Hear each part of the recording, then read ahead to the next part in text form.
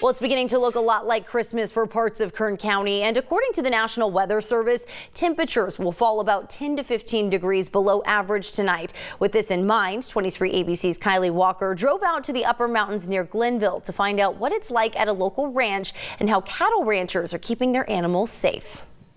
With temperatures dropping below 16 degrees in the early hours of Monday morning and staying below the freezing mark for Monday night, the big question remains, how do our local livestock ranchers prepare for these type of conditions?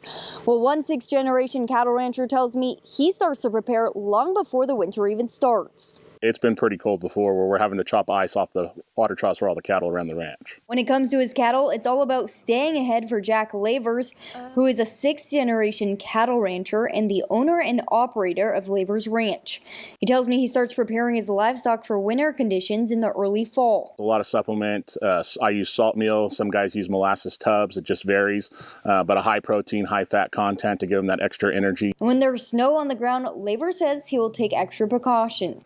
We'll actually supplement with alfalfa hay or oat hay. We also make sure that all of our pipes are wrapped around the corrals, out in the fields, everything of that nature doesn't have a consistent water flow. You got to go out and check most of your water troughs and make sure that the ice is broken up and that cattle can get a drink. And he urges ranchers to keep animals sheltered if they have recently been injured or are coming in from a different area with weather they're not used to. And with temperatures staying in the freezing to below freezing range in parts of Kern County through at least Wednesday morning, Andy Wollenbacher with the National Weather Service is urging all ranchers to be aware.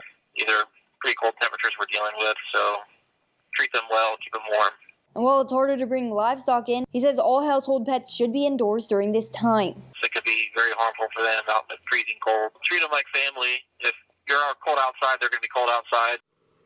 And even though it's absolutely freezing out here, temperatures are expected to pick up later in the week, but still an important reminder to bring in all household pets and have a plan in place for your livestock as Kern County is expecting a cold winter.